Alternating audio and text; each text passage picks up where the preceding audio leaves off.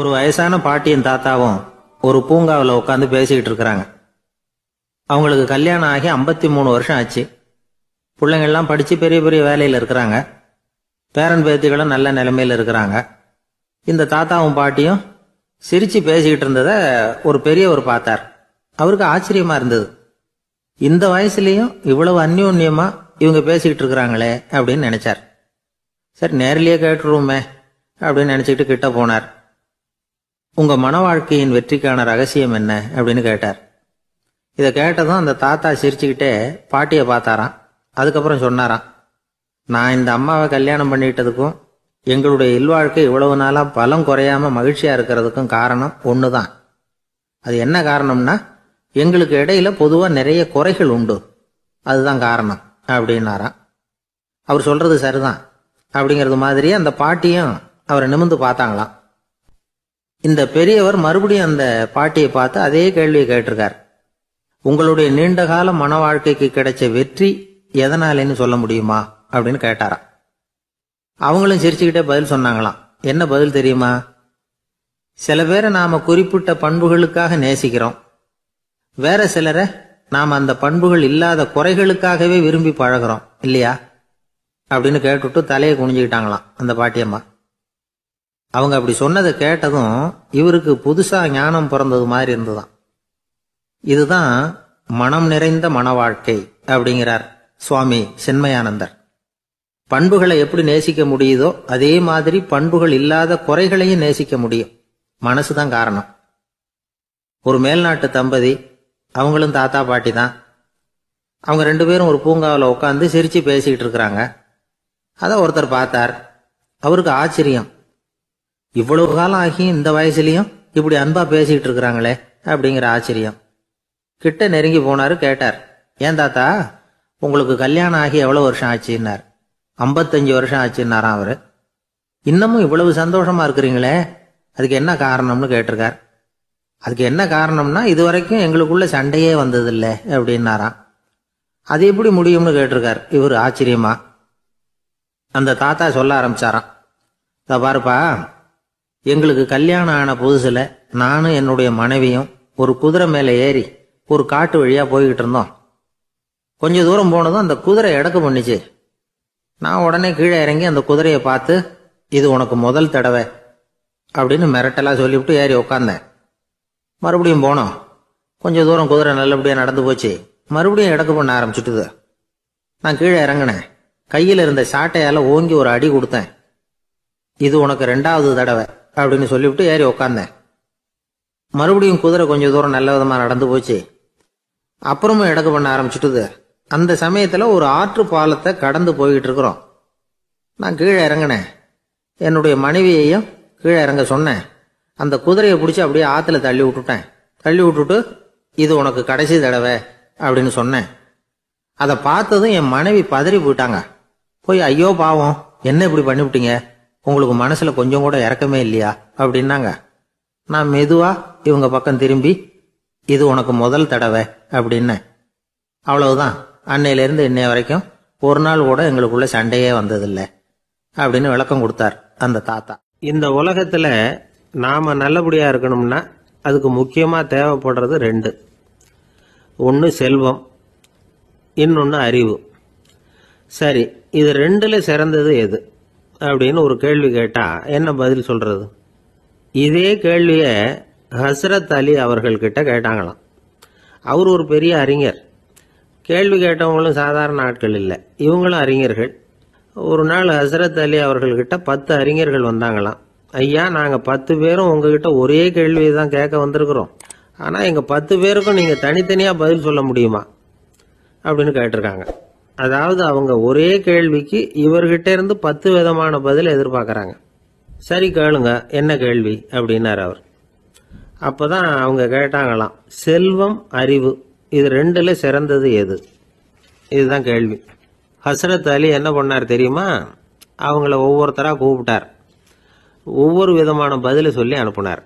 முதல்ல ஒருத்தரை கூப்பிட்டார். சொன்னார், அறிவுங்கிறது தீர்க்கதரிசிகள், ஞானிகள், மகான்கள் இவங்களோட பரம்பரை சொத்து. ஆனா செல்வம்ங்கிறது கொடுங்கோலரின் ஆயுதம். அதனால அறிவு தான் சிறந்தது அப்படின்னார். ரெண்டாவது ஆளை கூப்பிட்டார். உங்ககிட்ட செல்வம் இருந்தா நீங்க தான் அதை காப்பாற்றணும். ஆனா அறிவு உங்களை எப்பவும் காப்பாற்றும்.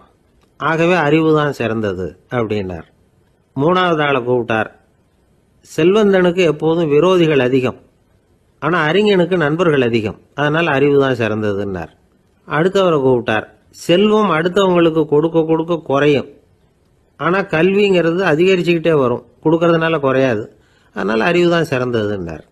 இன்னொருத்தரை கூப்பிட்டார். அறிவுள்ளவன் எப்பவும் அதை அடுத்தவங்களுக்கு வாரி வழங்கிக்கிட்டே இருப்பான், அதனால அவங்ககிட்ட தாராளத்தன்மை இருக்கும். ஆனா செல்வந்தன் கிட்ட கஞ்சத்தனம் தான் இருக்கும், அதனால அறிவு தான் சிறந்ததுன்னார். ஆறாவது நபரை கூப்பிட்டார். செல்வத்தை கள்வர்கள் திருடிட்டு போக முடியும், ஆனா அறிவை அப்படி திருடிட்டு போக முடியாது அப்படின்னார். ஏழாவது நபரை கூப்பிட்டார். செல்வம் கால ஓட்டத்துல அழிஞ்சிரும், ஆனா அறிவை கால ஓட்டம் ஒன்றும் பண்ண முடியாது, ஆகவே அறிவே சிறந்ததுன்னார். எட்டாவது ஆளை கூப்பிட்டு சொன்னார். செல்வத்துக்கு எப்பவும் எல்லை உண்டு, நிறைவு உண்டு, அளவு உண்டு, கணக்கு உண்டு, ஆனா அறிவுக்கு அப்படிப்பட்ட எல்லை எதுவும் கிடையாது, அதனால அதுதான் சிறந்ததுன்னார். அடுத்தவனை கூப்பிட்டார். செல்வம் உள்ளத்துல உள்ள ஒளியை போக்கிவிடும், இருட்டை உண்டாக்கிவிடும், விரிந்த மனப்பான்மையை குறுகலாக்கிவிடும். ஆனா அறிவு அப்படி இல்லை, இருண்ட உள்ளத்துல ஒளியை பாய்ச்சி அதை விசாலப்படுத்துது, அதுதான் சிறந்ததுன்னார்.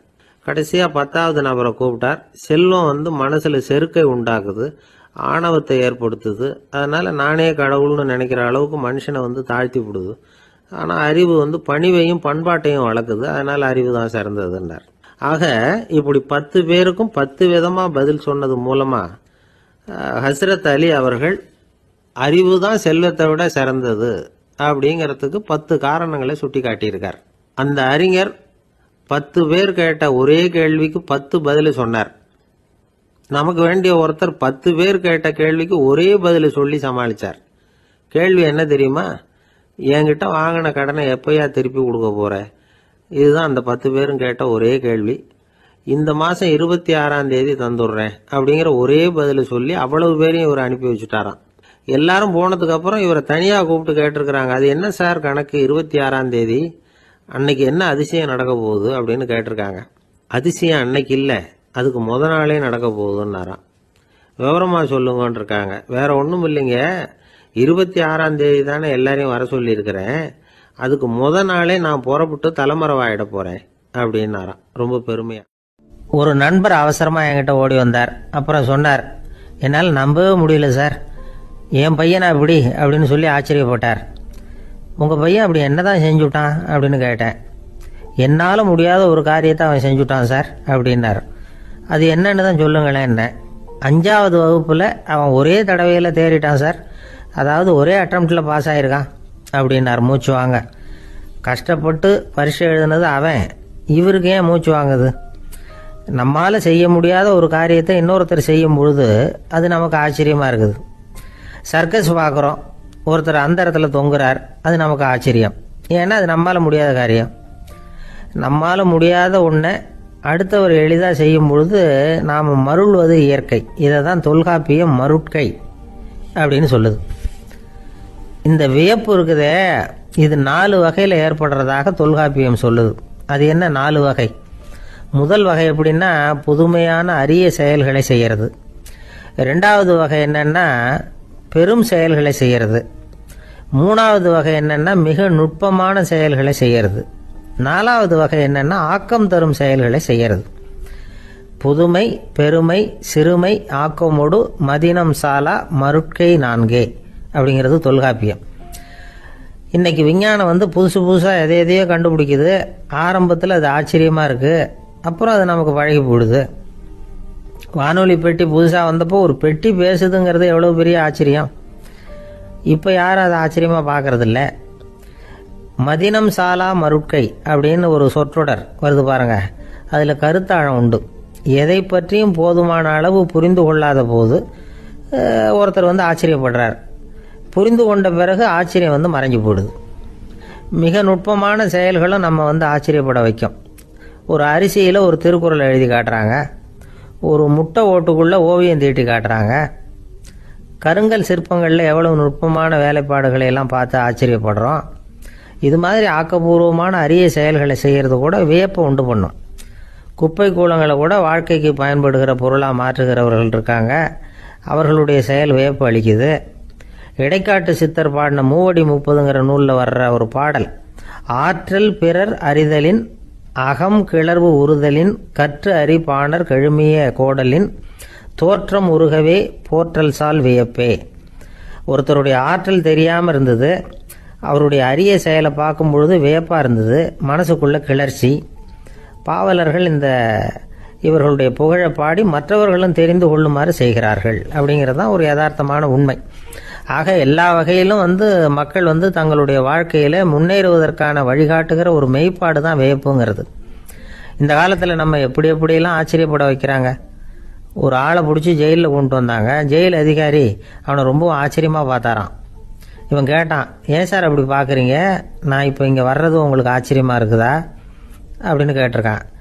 இதுக்கு ஜெயில் அதிகாரி சொல்லியிருக்கார், நீ இப்போ இங்கே வந்ததில் எனக்கு ஒன்றும் ஆச்சரியம் இல்லைப்பா, ஏற்கனவே நீ இங்கேருந்து விடுதலையாகி போய் 6 மாதம் ஆச்சு, இவ்வளவு லேட்டாக வர்றியே அதுதான் எனக்கு ஆச்சரியமாக இருக்குது அப்படின்னாராம். தானத்தில் சிறந்தது எது அப்படின்னு ஒரு கேள்வியை கேட்டு, தானத்தில் சிறந்தது நிதானம் அப்படின்னு அதுக்கு ஒரு பதிலும் சொல்கிறவங்க உண்டு. நிதானம் ரொம்ப அவசியம், அதுவும் இன்றைய உலகத்துக்கு ரொம்ப அவசியம். இன்னைக்கு உலகம் ரொம்ப பரபரப்பாக போய்கிட்டு இருக்குது. பொறுமையாக இருக்கணும்னு நினைக்கிறவங்களால கூட அப்படி இருக்க முடியறதில்ல. பொறுமையை சோதிக்கிறது மாதிரி பல சம்பவங்கள், அதையெல்லாம் சந்திச்சே தீர வேண்டியிருக்குது. எங்கே போனாலும் கியூவில் நிற்க வேண்டியிருக்குது, எங்கே போனாலும் காத்துக்கிட்டு இருக்க வேண்டியிருக்கு. ஆஃபீஸ்லேயோ வீட்லேயோ கூட நீங்கள் நிதானமாக பொறுமையாக நடந்துக்க தெரியலன்னா உங்களுக்கு சிடுமூஞ்சி, முசுடு இப்படிலாம் பேர் வச்சுருவாங்க. அது உங்களுக்கு தேவையா? சரி, வாழ்க்கையில் பொறுமைசாலின்னு பேர் வாங்கிறதுக்கு என்ன வழி? முதல் பாயிண்ட், நீங்கள் நினைக்கிறது, எதிர்பார்க்கறது, செய்யறது எல்லாமே 100% கரெக்டாக நடக்கணும்னு ஆசைப்படக்கூடாது.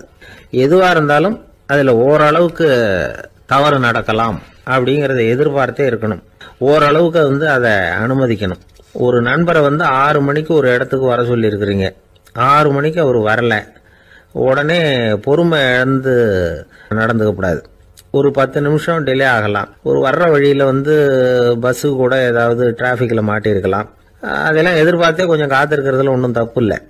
சில சமயம் டிலே ஆகிறது கூட நல்லதாக முடியும். ஒரு பஸ்ஸை தவற விட்டுட்டு, ஐயோ கொஞ்சம் ஒரு 2 நிமிஷம் முன்னாடி வந்திருந்தா பிடிச்சிருக்கலாமே அப்படின்னு தவிச்சிக்கிட்டு இருப்பாங்க சில பேர். அடுத்தபடியாக வர்ற பஸ்ஸு நேரடியாக நீங்கள் போக வேண்டிய இடத்துக்கே கொண்டு போய் விடுற பஸ்ஸாக கூட இருக்கலாம். அது உங்களுக்கு முன்னாடி தெரியாதுல்ல. சில நெருக்கடியான சூழ்நிலைகளை தமாஷா எடுத்துக்கிறதுக்கு பழகிக்கணும். சில இடங்களுக்கு போகிறப்ப காத்திருக்கிறதுக்கு நம்ம மனசை தயார்படுத்திக்கிட்டே போகணும். ஒரு ரயிலுக்கோ பஸ்ஸுக்கோ அல்லது விமானத்துக்கோ கப்பல் பிரயாணத்துக்கோ போகிறப்போ அங்கே போய் நீங்கள் மணிக்கணக்கில் கூட காத்துக்கிட்டு தான் இருக்கணும். புறப்படுற நேரம் கூட மாறலாம். நீங்கள் போய் சேர்ந்ததும் அது உடனே புறப்படணும்னு கட்டாயமாக என்ன? அது மாதிரி சமயத்தில் படிக்கிறதுக்குன்னு சில சுவாரஸ்யமான புத்தகங்களையும் கையில் எடுத்துக்கலாம். உங்களை சுற்றி எவ்வளவோ சுவாரஸ்யமான சம்பவங்கள் நடந்துக்கிட்டு இருக்குதுல்ல, அதையெல்லாம் வேடிக்கை பாருங்கள். எதுக்காக காத்துக்கிட்டு இருக்கிறோமோ அந்த காரியத்தில் உண்மையாகவே நமக்கு ஒரு அக்கறை இருந்தால் நமக்கு போர் அடிக்காது. சில கோயில்களில் பார்த்துருப்பீங்க, தரிசனத்துக்காக பக்தர்கள் நாள் கணக்கில் காத்துக்கிட்டு இருப்பாங்க. அவங்களெலாம் அழுத்துக்கிறது இல்லை. ஆண்டவனை தரிசிக்கணுங்கிற உண்மையான அக்கறை இருக்கிறதுனால அவங்களுக்கு போர் அடிக்கிறது இல்லை. ஆனால் சில சினிமா தியேட்டரில் கூட பார்க்கலாமே, சினிமா கியூ கூட அப்படி தான். சாயந்தரம் 6 மணி ஆட்டத்துக்கு காலம்பரம் 6 மணிக்கே போய் கூட காத்துக்கிட்டு இருப்பாங்க. அவங்களுக்கெல்லாம் போர் அடிக்காது, படம் பார்க்குற ஆர்வம். இன்னொரு முக்கியமான விஷயத்தை நாம் பழக்கப்படுத்திக்கணும். லிவ் ஃபார் தி மூமெண்ட் அப்படிங்கிறாங்க நிபுணர்கள். ரொம்ப பேர் எப்படின்னா அடுத்தபடியாக நடக்க போகிற விஷயத்திலேயே கவனமாக இருப்பாங்க.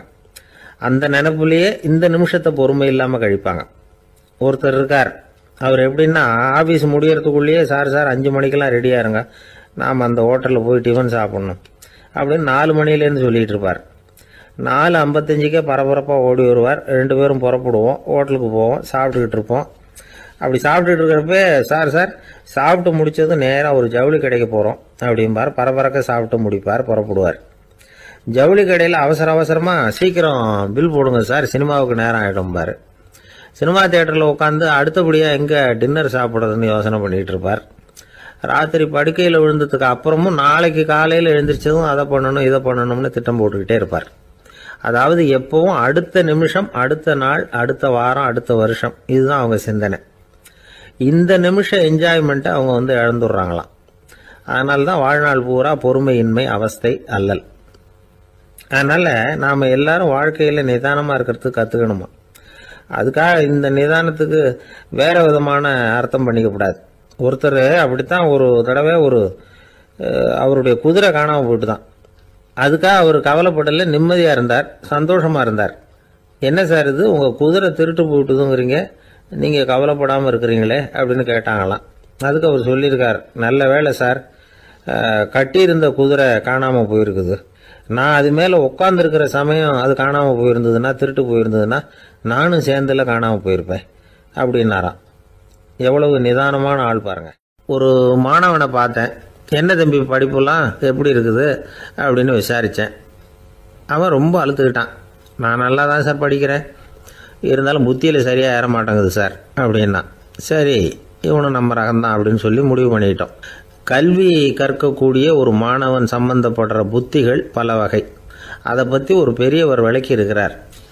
மிருத்து புத்தின்னு ஒன்று இருக்குதான். மிருத்துன்னா மண்ணால் செவுறு கட்டுறோம்ல, மண் சுவரில் ஆணி அடிக்கிறதும் சுலபம், அதை பிடுங்கி எடுக்கிறதும் சுலபம்.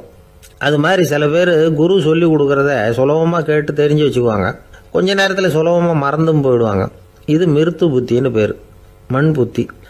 தாரு புத்தின்னு ஒன்று உண்டான். தாருன்னா மரம். அதில் பச்சை மரத்தில் ஆணி அடிக்கிறது சுலபம், ஆனால் அதை எடுக்கிறது கஷ்டம். அது மாதிரி ஆசிரியர்கிட்ட இருந்து கேட்டதை கவனமாக மனசில் பதிய வச்சுக்கிட்டு அதை மறக்காமல் இருக்கிறது தாரு புத்தி. பட்டை மரமாக இருந்தால் அதில் ஆணி அடிக்கிறதும் கஷ்டம், அடிக்கிற ஆணியும் சீக்கிரம் நழுவிடும்.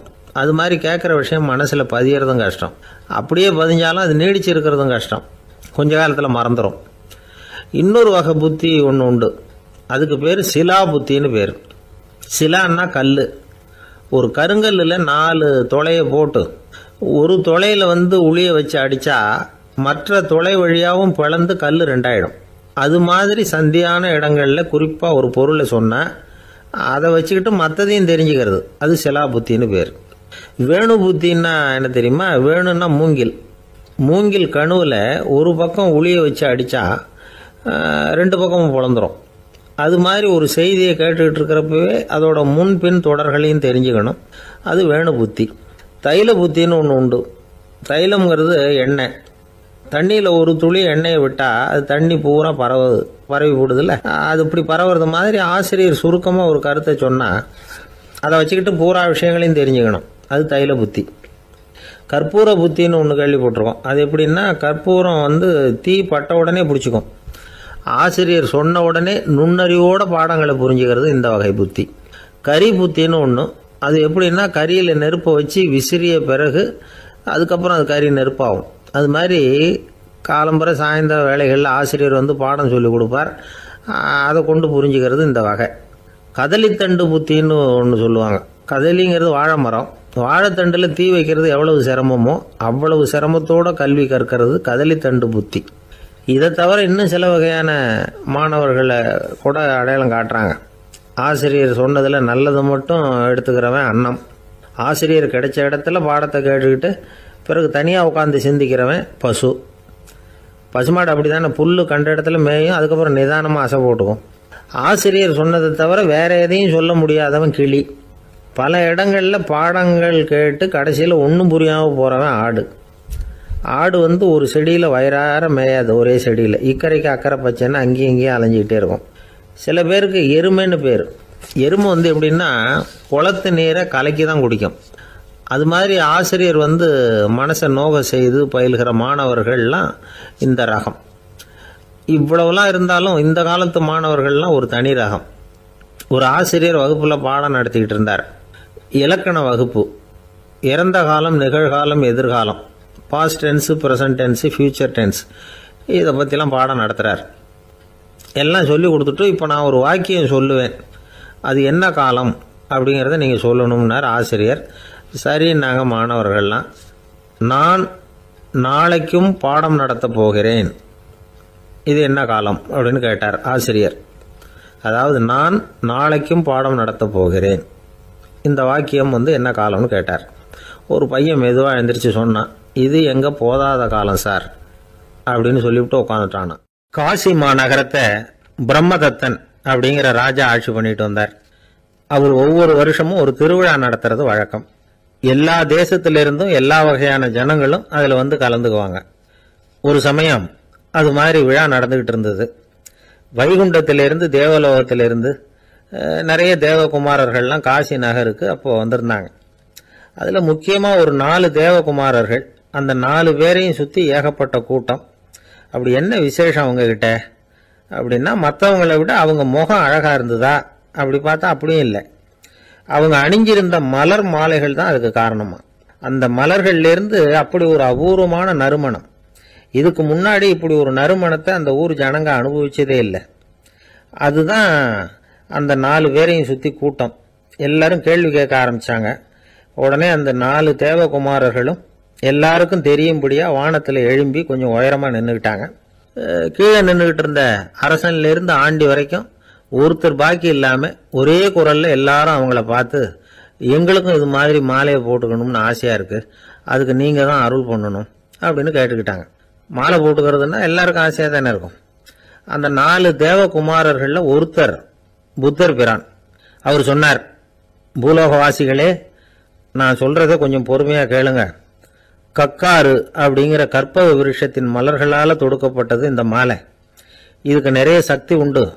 எந்த காலமும் இது வாடாது, வாசனையும் குறையாது. ஆனால் இதை அணிந்து கொள்றதுக்கு சில தகுதிகள் தேவை அப்படின்னார். என்ன தகுதி அது சொல்லுங்களேன் அப்படின்னு ஏக காலத்தில் எல்லாரும் சத்தம் போட்டாங்க.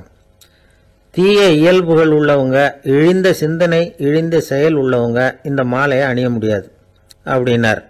அவ்வளோதான். கூட்டத்தில் சத்தம் போட்டவங்கள்லாம் மெதுவாக அப்படி அடங்க ஆரம்பிச்சிட்டாங்க. இன்னொரு தேவகுமாரன் சொன்னார், அடுத்தவங்க பொருளை அபகரிக்காதவன், அடுத்தவங்களுக்கு கெடுதல் பண்ணக்கூடிய பொய் பேசாதவன், பேராசையினால கெட்ட வழியில் பொருள் ஈட்ட நினைக்காதவன் இந்த மாலையை போட்டுக்கலாம் அப்படின்னார். கூட்டத்திலிருந்து யாரும் முன்னுக்கு வரல. ஒரே ஒரு ராஜகுரு மட்டும் கொஞ்சம் முன்னாடி வந்தார். பெரியவர், படித்தவர். அவர், எனக்கு தகுதி இருக்குது அந்த மாலையை போட்டுக்கிறதுக்கு அப்படின்னார். வேற ஒன்றும் இல்லை, பொய் சொல்லியாவது அந்த மாலையை வாங்கிக்குவோமே அப்படின்னு முடிவு பண்ணிட்டார் அவர். அவ்வளவுதான், மாலையை வாங்கிட்டார். அடுத்த தேவகுமாரன் பேசினார். யாருக்கு திடமான அறிவும் மனமும் இருக்குதோ, யாருக்கு நல்ல காரியங்களில் அசையாத ஈடுபாடு இருக்குதோ, நல்ல அரிய பொருள்களை தனியாக தான் மட்டும் அனுபவிக்க விரும்பாதவர் யாரோ அவர் முன்னாடி வந்து இந்த மாலையை வாங்கிக்கலாம் அப்படின்னார். அந்த தகுதியும் எனக்கு இருக்குன்னார் ராஜகுரு. மாலையை வாங்கி போட்டுக்கிட்டார். இன்னொரு ராஜகுமாரன் பேச ஆரம்பிச்சார். அறநெறியில செல்வம் சேர்க்கணும், ஆடம்பர பொருள்களுக்கு அடிமையாகக்கூடாது, வெற்றி அடைஞ்சாலும் கர்வம் வரக்கூடாது, அப்படிப்பட்டவங்க இந்த மாலையை போட்டுக்கலாம்னார். துணிஞ்சு பொய் சொல்லி அதையும் வாங்கி கழுத்தில் போட்டுக்கிட்டார் இந்த ராஜகுரு. இன்னொரு ராஜகுமாரன் சொன்னார், சான்றோர்களை நிந்திக்காதவங்க, புறம் பேசாதவங்க இந்த மாலையை போட்டுக்கலாம்னார். அதையும் வாங்கி போட்டுக்கிட்டார். திருவிழா முடிஞ்சுது, எல்லாரும் திரும்பி போயிட்டாங்க. மறுநாள் ராஜகுரு 4 மாலைகளையும் போட்டுக்கிட்டு ராஜசபைக்கு வரார். வந்தவர் ரொம்ப அவஸ்தையோடு வர்றார். மாலையெல்லாம் வாடி போயிட்டுது, வாசனை எதுவும் கிடையாது. அது மட்டும் இல்லை, அவருக்கு கடுமையான தலைவலி வேற வந்துட்டுது. துடிச்சு போயிட்டார். மாலையை கழட்டவும் முடியல. ஜனங்கள்லாம் அவரை பார்த்து சிரிக்க ஆரம்பிச்சிட்டாங்க. என்னத்துக்கு ஆசைப்படணும், ஏன் இப்படி கஷ்டப்படணும் அப்படின்னு. ராஜா பார்த்தார். மறுபடியும் விழாவுக்கு ஏற்பாடு பண்ணினார். தேவகுமாரர்கள்லாம் வந்தாங்க. ராஜகுரு வந்தார். மக்கள் முன்னிலையில் அவங்க காலில் விழுந்தார், மன்னிப்பு கேட்டுக்கிட்டார். இந்த மாலையை போட்டுக்கிற தகுதி எனக்கு இல்லை. தகுதி இல்லாத ஒருத்தன் தகாத தகுதியை பொய் மூலம் பெறணும்னு ஆசைப்படுறாங்களே, அவங்களுக்கெல்லாம் என்னுடைய தண்டனை ஒரு எச்சரிக்கையாக இருக்கட்டும்னார். அதுக்கப்புறம் தேவகுமாரர்கள் அவர் கழுத்தில் இருக்கிற மாலையை கழட்டினாங்களாம். அந்த மாலைகளும் பழையபடி மனம் கொடுக்க ஆரம்பிச்சுட்டு தான். இதுலேருந்து நாம் தெரிஞ்சுக்க வேண்டியது என்னென்னா, நமக்கு தகுதி இல்லாத ஒரு கௌரவம் நம்மகிட்ட தானாக வந்தால் கூட அதை தவிர்த்து விடுறது தான் நல்லது. அதுதான் புத்திசாலித்தனம். ஒருத்தர் வந்தார், சார் எங்கள் இலக்கிய மன்ற விழாவுக்கு நீங்கள் தலைமை தாங்கணும்னார். உடனே இவர் சொன்னார், பேச்சாளர், சார் இலக்கியத்தை பற்றி பேசுகிற தகுதி எனக்கு இல்லையே அப்படின்னார். உடனே அவர் கூப்பிட வந்தவர் சொன்னார், அந்த தகுதி உங்களுக்கு இல்லைங்கிறது எங்களுக்கும் தெரியும் சார், அதனால தான் உங்களை தலைமை தாங்க கூப்பிடுறேன் அப்படின்னார். அது சரி, தலைமைன்னா அதுக்கு இவர் என்னதான் அர்த்தம் பண்றாருன்னு தெரியல. ஒரு ஆள் அசையாம கிடக்கிறார், அவர் இருக்காரா போயிட்டாராங்கிறத எப்படி முடிவு பண்றோம்? அவர் மூக்குக்கு முன்னாடி புறங்கையை வச்சு பார்க்குறோம், மூச்சு வருதா இல்லையா அப்படிங்கிறத கண்டுபிடிக்கிறதுக்காக. மூச்சுங்கிறது அவ்வளவு முக்கியமான ஒரு விஷயம். சுவாசம் இல்லைன்னா எதுவுமே இல்லை. நம்ம பூமி இருக்க அது கூட சுவாசிக்குதுங்கிறத சோவியத் விஞ்ஞானிகள் கண்டுபிடிச்சிருக்கிறாங்க. பூமிக்கு மேல இருக்கிற மண் அடுக்குல காற்றுல உள்ள ஆக்சிஜன் ஆக்சிகரணம் அடையுது அப்படின்னு தான் இதுவரைக்கும் எல்லாரும் நம்பிக்கிட்டு இருந்தாங்க. ஆனா இப்ப என்ன கண்டுபிடிச்சிருக்கிறாங்கன்னா, அந்த ஆக்சிஜன் பூமிக்குள்ள 1 கிலோமீட்டர் ஆழம் வரைக்கும் ஊடுருவி போகுதான். பூமிக்குள்ள 2 பக்கமும் பல கிலோமீட்டர் வரைக்கும் பரவுதான். பூமிக்குள்ள இருக்கிற நீர்நிலை அடுக்குகள் தான் நுரையீரல் செய்யற வேலையை செய்யுதான். நம்ம உடம்புல நுரையீரல் இல்லைன்னா ஒன்றும் நடக்காது. ஒரு மரத்தை தலைகீழா தொங்க போட்டா எப்படி இருக்கும் அப்படி யோசிச்சு பாருங்க. அப்படித்தான் இதுவும், நுரையீரலும் அப்படித்தான் இருக்கும். வலது பக்கம் ஒன்று, இடது பக்கம் ஒன்று. வலது பக்கம் நுரையீரல் கொஞ்சம் பெருசா இருக்கும், நுட்பமான நரம்பு குழாய்கள் அதுல இருக்கும். கோடிக்கணக்கான நுண்ணிய குழாய்களை வச்சுக்கிட்டு தான் அது வேலை செய்யுது. 25 கோடி குழாய்கள் இருக்கும். அதை அப்படியே முழுசா பிரிச்சு பரப்புனா ஒரு டென்னிஸ் கோர்ட்ல பாதி பரப்பளவு இருக்குமா. நுரையீரல் நிறம் கருஞ்சிவப்பு தான். புகை அதிகமா உள்ள போச்சுன்னா அது கருப்பாயிடுது. காத்துல உள்ள பிராணவாயுவை இது இழுத்து எடுத்துக்கிட்டு ரத்தத்தை சுத்தப்படுத்துற முக்கியமான வேலையை இது செய்யுது. அசுத்த காத்தை வெளியில அனுப்பி வச்சிருது. ஒருத்தர் வேகமா ஓடி வர்றார், அவருக்கு மூச்சு இறைக்கும். பயங்கரமா எதையாவது பார்த்து விடுறார், உடனே மூர்ச்சி ஆயிடுவார். இது மாதிரி சமயங்கள்ல வேற எந்த தூண்டுதலும் இல்லாம நுரையீரல் தானாவே இயங்கும். இப்படி ஒரு அவசியம் ஏற்படுறப்போ இயக்கத்தை தூண்டி விடுற முக்கியமான இணைப்பு மூளைக்கு கீழே முதுகு எலும்புக்கு மேற்பகுதியில் இருக்குது. அது உடனே சுவாசத்துக்கு அவசர உதவியை கொடுக்குது. இப்ப ஒருத்தர் பேசாம உட்கார்ந்துருக்கார். இந்த சமயத்துல அவருக்கு 1 பங்கு காத்து தேவைப்படுதுன்னு வச்சுக்கோங்க. அவர் எழுந்திருச்சு நடக்கும் பொழுது 1.5 மடங்கு தேவைப்படும். ஓடினாருன்னா 3 மடங்கு தேவைப்படும். படுத்திருக்கிறப்ப 1/2 மடங்கு தான் தேவைப்படும். இதுக்கு நிமிஷத்துக்கு 16 தடவை மூச்சு விட்டாகணும். இப்படி சாதாரணமா உள்ள இழுக்கிற காத்து கொஞ்சம்தான் இருந்தாலும் இது மாதிரி 8 மடங்கு காத்தை உள்ள இழுத்து வச்சுக்கிற சாமர்த்தியம் நுரையீரலுக்கு இருக்குதான். தண்ணி, நுண்கிருமிகள், ரசாயன பொருள் இப்படி எது உள்ள போனாலும் நுரையீரல் சமாளிச்சுக்கும். 30 வருஷமா விடாத புகை பிடிக்கிறவர் தொடர்ந்து உள்ள அனுப்பி வைக்கிற புகையை கூட சமாளிக்குதுன்னா பாத்துங்களேன். உள்ள போற புகை நுட்பமான சுவாச முடிச்சுகளை அழிச்சு விடுது. கறி புகை அது மேல படிஞ்சு உபயோகம் இல்லாம பண்ணிவிடுது. ஆனாலும் தேவைக்கு அதிகமா 8 மடங்கு கூடுதலா சுவாச முடிச்சுகள் நம்ம உடம்புக்குள்ள இருக்கிறதுனால சமாளிக்க முடியுது. சமாளிக்க முடியலன்னா சில சமயம் மூச்சு திணறும். அதை ஒரு எச்சரிக்கையா எடுத்துக்கிட்டு புகை பிடிக்கிற பழக்கத்தை விட்டுடணும். அதுதான் நல்லது. ஆனா அப்படி யாரு விடுறது? இணை பிரியாத 2 நண்பர்கள் இருந்தாங்களாம். 2 பேரும் விடாம சிகரெட் குடிக்கிறவங்க. அதுல ஒருத்தன் செத்து போட்டான். இன்னொருத்தன் அதுக்கப்புறம் 2 சிகரெட்டா குடிக்க ஆரம்பிச்சானா. ஏன் இப்படி பண்றேன்னு கேட்டிருக்காங்க. நான் 1 சிகரெட்டு தான் குடிக்கிறேன், செத்து போன என்னுடைய ஃப்ரெண்டு இருக்கானே செத்து போனவன், அவனுக்காக இன்னொரு சிகரெட்டு குடிக்கிறேன் அப்படின்னு நானா. இது ரொம்ப ஆபத்து, விட்டுடு அப்படின்னு சொல்லியிருக்காங்க. சரின்னு ஒத்துக்கிட்டான். ஆனா அதுக்கப்புறமும் 1 சிகரெட் வீதமா குடிச்சுக்கிட்டே இருந்தான். சிகரெட் பழக்கத்தை நீ இன்னும் விடலையான்னு கேட்டாங்களாம். அந்த பழக்கத்தை நான் எப்பவோ விட்டுட்டேன், இப்ப நான் குடிக்கிறது என் ஃப்ரெண்டுக்காக அப்படின்னு நானா. இவங்கெல்லாம் எப்படி திருந்துறது? நான் கணக்குல ரொம்ப வீக்கு சார் அப்படின்னு சொல்லிக்கிறதுல நம்மள பல பேர் வெக்கப்படுறது இல்ல. நம்ம மூளை கணக்கு போட எப்பவும் தயாரா தான் இருக்குது. ஆனா அதை நாம சரியா உபயோகப்படுத்துறது இல்ல. அதுதான் விஷயம். கம்ப்யூட்டர் வந்த பிறகு இன்னமும் சௌகரியமா போச்சு. கணக்கு போடுற வேலையெல்லாம் அதுகிட்ட ஒப்படைச்சிட்டோம். கம்ப்யூட்டரை விட வேகமா மனுஷனால கணக்கு போட முடியுமா அப்படின்னா முடியுமா. ஆனா முடியும்னு நிரூபிச்சு காட்டினவங்க இந்த உலகத்துல ஒரு 10-20 பேர் தான். ஒரு பென்சிலோ காகிதமோ இல்லாம 17 இலக்க எண்களை கூட கூட்டி கழிச்சு பெருக்கி வகுக்கிறாங்க. நீங்க பிறந்ததுல இருந்து இந்த வினாடி வரைக்கும் எவ்வளவு காலம் ஆயிருக்குது அப்படின்னு கேட்டா அதை நொடிகள்ல சொல்றாங்க. ஒரு புத்தகத்தை கொடுத்து படிக்க சொல்லி அதுல மொத்தம் எத்தனை எழுத்து இருக்குது அப்படின்னு கேட்டா கரெக்டா சொல்லி விடுறாங்க. இப்படிப்பட்ட திறமைசாலிகள் இந்த உலகத்துல இருக்கதான் செய்யறாங்க. அது சரி, அவங்களால மட்டும் அது எப்படி முடியுது? இதுக்கு சரியான விளக்கத்தை இதுவரைக்கும் யாரும் சொல்லல. இந்த கணக்கு புலிகள், கணித மேதைகள் எப்படி அவ்வளவு பெரிய கணக்கெல்லாம் போடுறாங்கன்னு கேட்டா அதுக்கு யாராலையும் சரியான விளக்கம் கொடுக்க முடியல. ஆனா அவங்க எல்லாம் கொஞ்சம் கூட அலட்டிக்காம கணக்கு போட்டு சொல்லி விடுறாங்க. இவ்வளவுக்கும் அவங்க கணக்கு கல்வியை முறையா கத்துக்கிட்டவங்களா அப்படின்னு கேட்டா அதுவும் கிடையாது. சோவியத் ஆய்வாளர் ஒருத்தர் முதல் தடவையா இது சம்பந்தமா ஆச்சரியமான ஒரு முடிவை சொல்லி இருக்கிறார். அவர் என்ன சொல்றாருன்னா, கம்ப்யூட்டர்களையே தோக்கடிக்கக்கூடிய வேகத்துல கணக்கு போடுகிற திறமையுள்ள மூளை இயற்கையிலேயே சில பேருக்கு மட்டும்தான் இருக்குங்கிறது சரியில்லை. இந்த உலகத்துல பிறந்த எல்லாருடைய மூளைக்குள்ளேயும் ஒரு கம்ப்யூட்டர் மூளை இருக்குது அப்படிங்கிறார் அவர். நம்ம கிட்ட இருக்கிற சாதாரண மூளைக்கு அபாரமான திறமை இருக்குதான். இப்போ உதாரணத்துக்கு ஒரு மாமரத்துல உச்சி கிளையில ஒரு நல்ல மாங்காயை பாக்குறோம். ஒரு கல்லை எடுத்து குறி பார்த்து வீசுறோம். ஒரு தடவை இல்லைன்னா கூட இன்னொரு தடவை கரெக்டா பார்த்து அடிச்சு விடுறோம். மாங்காய் கைக்கு வந்துடுது. இது சாதாரணமா எல்லாரும் செய்யக்கூடிய ஒரு காரியம். இதுல கவனிக்க வேண்டியது என்னன்னா, கண் அமைக்கிற நேரத்துக்குள்ள மனுஷ மூளை அந்த கல்லோட எடை, மாங்காய் இருக்கக்கூடிய உயரம், தூரம், எரிய வேண்டிய விசையின் அளவு, வேகம் எல்லாத்தையும் கணக்கு போட்டு சொல்லிவிடுது. அதுக்கப்புறம் தான் கல்லை வீசுறோம். நம்ம அறியாமலேயே நமக்குள்ள நடக்கிற ஒரு அதிசயம் இது. மனுஷன் படைச்ச கம்ப்யூட்டரால இவ்வளவு சிக்கல் நிறைந்த விஷயத்தை இவ்வளவு சீக்கிரத்துல கணக்கு போட முடியாதான். அதனாலதான் மனித மூளைக்குள்ள ஒரு கம்ப்யூட்டர் மூளை, அதாவது கணக்கு போடுகிற மூளை இருக்குது, அது இயங்குது அப்படிங்கறத அதுல இருந்து புரிஞ்சுக்க முடியும்னு சொல்றாங்க. இத உயிர் கம்ப்யூட்டர் அப்படின்னு சொல்லலாமா, பயோ கம்ப்யூட்டர். இயற்கை என்ன பண்ணிருக்குதுன்னா, இந்த உயிர் கம்ப்யூட்டர் விசைய அணைச்சு விட்டு உணர்வு மூளையின் செயல்பாட்டை திறந்து விட்டுருக்கு. அதனால உணர்வு மூளையை உபயோகிக்கிற மனுஷன் தன்னுடைய இயற்கை திறமையை மறந்துட்டு தானே வளர்த்துக்கிட்ட திறமையின் மூலமா சிந்திக்க ஆரம்பிச்சான். இந்த இயற்கையின் உயிர் கம்ப்யூட்டர் விசை அணைக்கப்படாம சில பேருக்கு இருந்துருது. அவங்கதான் கணித மேதைகள். அவங்களுக்கெல்லாம் உயிர் கம்ப்யூட்டருக்கும் உணர்வு மூளைக்கும் தொடர்பு ஏற்பட்டிருக்கு.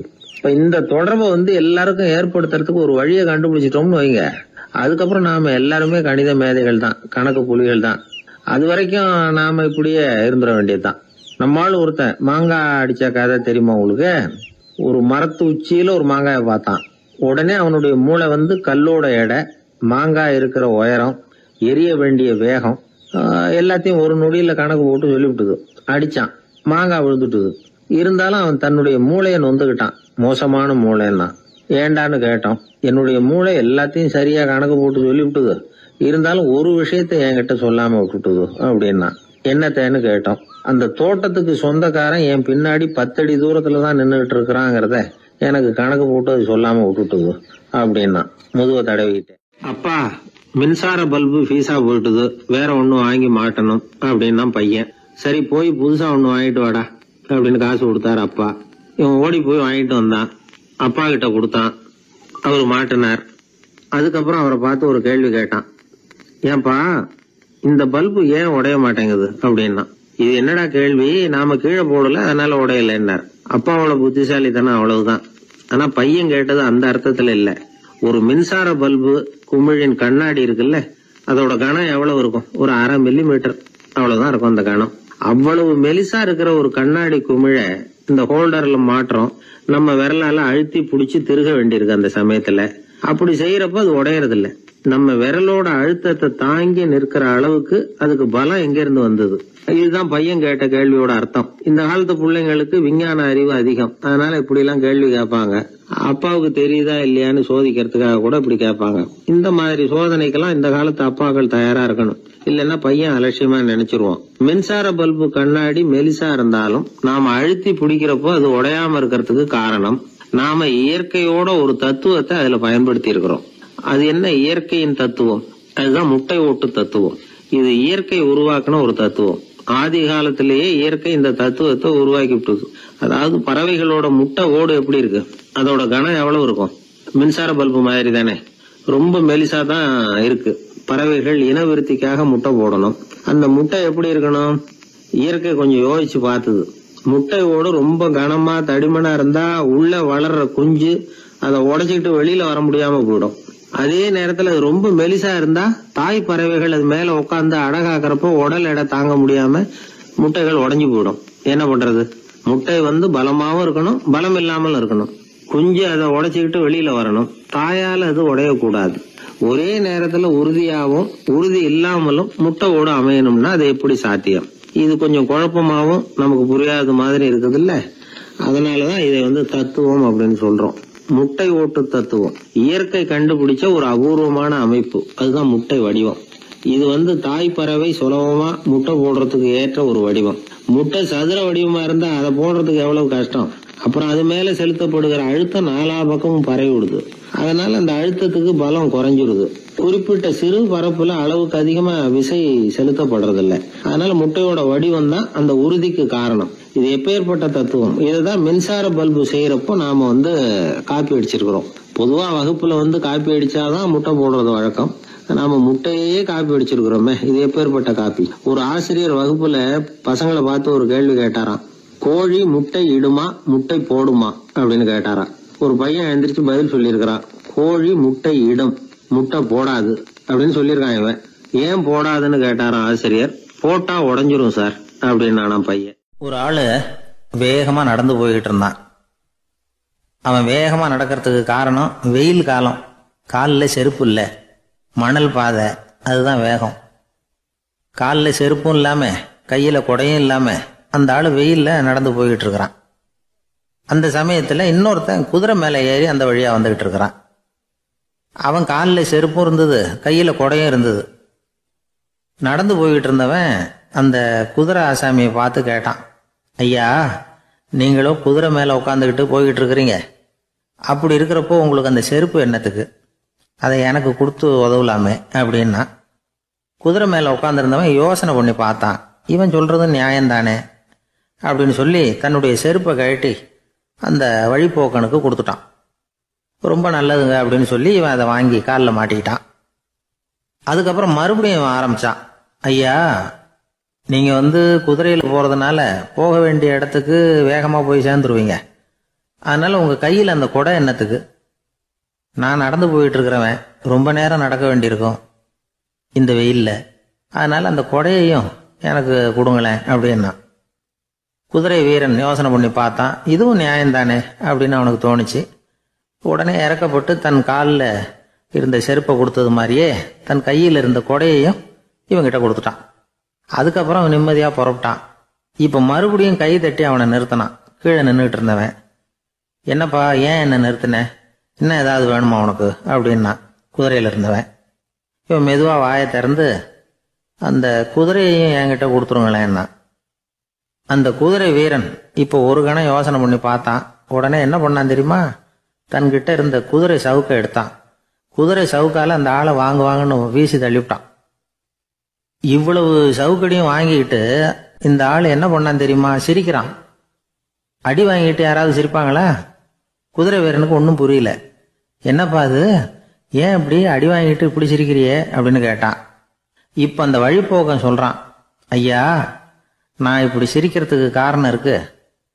இப்படி குதிரை கேட்டு உங்ககிட்ட அடி வாங்கலேன்னு வச்சுக்கோங்க, என் உயிர் உள்ள வரைக்கும் மனசுல ஒரு தவிப்பு இருந்துகிட்டே இருக்கும். செருப்பையும் கொடையையும் கேட்ட உடனே கொடுத்தவன் குதிரையையும் கேட்டிருந்தா கொடுத்துருப்பானோ அப்படிங்கிற பேராசையில ஏங்கிக்கிட்டே இருந்திருப்பேன். இப்போ உங்ககிட்ட அடி வாங்கின பிறகு என்னுடைய அந்த சந்தேகம் தீர்ந்து போச்சு. என்னுடைய ஆசைக்கு எல்லை எது அப்படிங்கறத எனக்கு புரிஞ்சுட்டுது அப்படின்னு சொல்லிவிட்டு அவன் நடக்க ஆரம்பிச்சுட்டானான். ஆசைக்கும் எல்லை உண்டு அப்படிங்கிறத விளக்கறதுக்காக வாரியார் சுவாமிகள் சொல்ற கதை இது. இந்த காலத்திலயும் ஒருத்தன் அது மாதிரி கொடை செருப்போட குதிரையில போய்கிட்டு இருந்தான். எதிரில் நடந்து வந்தவன், ஐயா, உங்க கொடையை எனக்கு கொடுங்களேன்னு கேட்டான். உடனே அவன் குதிரையிலிருந்து கீழே குதிச்சு அவனை சாட்டையால் அடிக்க ஆரம்பிச்சுட்டான். இன்னொருத்தர் அந்த வழியா வந்தவர் இதை பார்த்தார். ஏன்பா, அவன் கேட்டான், உன்னால முடியலன்னா இல்லைன்னு சொல்லிட வேண்டியது தானே, அதுக்காக ஏன் இப்படி அவனை போட்டு அடிக்கிறேன்னு கேட்டார். உங்களுக்கு விவரம் புரியாது சார், காலம் ரொம்ப கெட்டு போச்சு. கேட்டதை கொடுத்தேன்னு வச்சுக்கோங்க, இந்த குதிரையே என்னோடது, அவன் திருடிக்கிட்டு போறான் அப்படின்னு என் பேர்ல புகார் கொடுக்க ஆரம்பிச்சிருவான் சார் அப்படின்னா.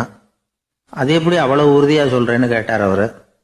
ஏற்கனவே அது மாதிரி ஒருத்தன் பேர்ல புகார் கொடுத்துட்டு தான் இந்த குதிரையை நான் தள்ளிட்டு வந்துகிட்டு இருக்கிறேன் அப்படின்னா. தேசத்து மேலையும் தாய்மொழி பேர்லையும் செலுத்துற அன்புக்கு அபிமானம்னு பேரு. தேசாபிமானம்னு சொல்றமே இதுதான். ஒரு கணவன் மனைவி பேர்ல காட்டுற அன்புக்கு காதல்னு பேரு. கடவுள் பேர்ல செலுத்துற அன்புக்கு பக்தின்னு பேரு. இப்படி அன்புல பல ரகம் இருக்கிறப்போ அதுல உள்ள வித்தியாசம் தெரியாம இடம் மாத்தி அன்பு காட்டினா இடைஞ்சல் தான். சரி, இந்த அன்பை பத்தி விஞ்ஞானம் என்ன சொல்லுது தெரியுமா? இதயத்தை பாதுகாக்கிறதுக்கு முக்கியமா தேவைப்படுற ஒண்ணு இந்த அன்புதான்னு சொல்லுது. நெதர்லாந்து விஞ்ஞானிகள் இதை ஆராய்ச்சி பண்ணியே கண்டுபிடிச்சிருக்கிறாங்க. கொஞ்சம் முயல் குட்டிகளை 2 பிரிவா பிரிச்சாங்க. 2 குரூப்புக்கும் கொழுப்பு அதிகமா உள்ள ஆகாரத்தையே கொடுத்துக்கிட்டு வந்தாங்க. ஆனா ஒரு குரூப்புக்கு வெறுமன ஆகாரத்தை கொடுத்ததோட சரி, இன்னொரு குரூப் முயல்களுக்கு ஆகாரம் கொடுத்ததோட நிறுத்திக்கல. அதுக்கு முன்னாடி கூண்டுகளை திறந்து விட்டு முயல்களை கொஞ்ச நேரம் எடுத்து கொஞ்சி விட்டு அதுக்கப்புறமா ஆகாரம் கொடுத்தாராம் ஆராய்ச்சியாளர். இந்த குரூப்புக்கு இதய பாதிப்பு 60% குறைச்சலா இருந்துதான். சில நோயாளிகளுக்கு ஹார்ட் அட்டாக் வந்தாலும் அதை தாங்கிக்கிட்டு குணமாகிற சக்தி அதிகமா இருக்குது. இது எப்படின்னு ஆராய்ச்சி பண்ணி பார்த்திருக்கிறாங்க. அவங்க எல்லாம் மனைவி தன் பேர்ல ரொம்ப அன்பா இருக்கிறதாக நினைக்கிறவங்களா இருக்கிறாங்களாம். இதய நோயாளிகள் பல பேரை சந்திச்சு இதய நோய் ஏற்பட என்ன காரணம்னு கேட்டிருக்கிறாங்க. அவங்க சொன்ன காரணம்லாம் சாப்பாடு சம்பந்தமா இல்லையா, மனைவி அன்பா இல்ல, இப்படிப்பட்ட காரணத்தை தான் சொல்றாங்களாம். அதனால இதயத்தை பாதுகாக்கணும்னு நினைக்கிறவங்க அடுத்தவங்க அன்பா இருக்கிறது மாதிரி பாத்துக்குங்க, அதுதான் முக்கியம். ஒருத்தர் முகம் பூரா பிளாஸ்டரி போட்டுட்டு வந்தார், ரொம்ப கோபமா. என்னங்க ஆச்சுன்னு விசாரிச்சேன். எல்லாம் உங்களாலதான் சார்னார். விவரமா சொல்லுங்களேன். என்ன உங்க தகவலை கேட்டுட்டு ஒரு பூனைக்குட்டியை கையில எடுத்தேன், அன்பா அதை தடவி கொடுக்கறதுக்காக. ஆனா அது முந்திக்கிட்டது, அது என் முகத்தை தடவி கொடுத்துட்டுது, முகம் பூரா நகை கீறல், அதுதான் இப்படி அப்படின்னார். எனக்கு வாழ்க்கையே வெறுத்து போச்சு சார் அப்படின்னு சொல்லிட்டு ஒருத்தர் வந்தார். வந்து கொஞ்ச நேரம் பேசினதுக்கு அப்புறம் அவர் அப்படி சொல்லியிருந்தா அதுல ஒரு அர்த்தம் இருந்திருக்கும். வர்றதுக்கு முன்னாடியே வாழ்க்கை வெறுத்து போச்சுன்னு சொல்லிட்டு வர்றார். என்ன சார் விஷயம்னு விசாரிச்சோம். எங்க வீட்டில் தினம் 3 வேளையும் ஒரே மாதிரி சாப்பாடு சார், வித்தியாசமே கிடையாது. இப்படியே 3 மாசமா சாப்பிட்டுக்கிட்டு இருக்கிறேன். அதை விட பட்டினி கிடந்து செத்துடலாம்னு தோணுது அப்படின்னார். ஒரு பெரியவர் சொன்ன தத்துவத்தை சொல்றதுக்கு ஆள் கிடைக்காம தவிச்சுக்கிட்டு இருந்தோம்.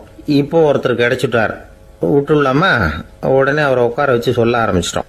அதாவது நாம் அனுபவிக்கிற உணர்வுகள்ல களிப்பு, மகிழ்வு, ஆனந்தம், இது 3க்கும் ஒன்றுக்கு ஒன்று வித்தியாசம் உண்டு. மேம்போக்கா பார்க்கறதுக்கு இது 3 ஒன்று மாதிரி தோணும், ஆனால் அது அப்படி இல்லை. களிப்புங்கிறது உடம்பை பொறுத்தது, மகிழ்வுங்கிறது மனசை பொறுத்தது, ஆனந்தம்ங்கிறது ஆன்மாவை பொறுத்தது. இப்படி இந்த 3 வகையான அந்த சுவைப்புகளின் தன்மையும் வேற வேற. இப்போ முதல்ல களிப்புங்கிறத எடுத்துக்குவோம். நம்ம புலன்களுக்கு களிப்பை தரக்கூடிய பொருள்களுக்கு சில விசேஷ குணம் உண்டு. அது எப்படின்னா, சீக்கிரமே சலிப்பை உண்டு பண்ணும். ஒருத்தர் அந்த பொருளை எடுத்துக்கிட்டா அது இன்னொருத்தருக்கு குறைஞ்சிரும். உணவு, உடை, இதெல்லாம் களிப்பை தரக்கூடிய பொருள்கள். இப்போ உதாரணத்துக்கு, ஒரு சாப்பாட்டு மேசையில் ஒரு பாத்திரத்தில் 10 இட்லி இருக்கு. அதில் ஒரு 2 இட்லியை நம்ம தட்டில் எடுத்து வச்சு சாப்பிட்றோம். நாம் சாப்பிட்ட அந்த இட்லி நிச்சயமாக எதிரில் உட்காந்துருக்கிறவருக்கு இல்லை, அவருக்கு உபயோகப்படாது.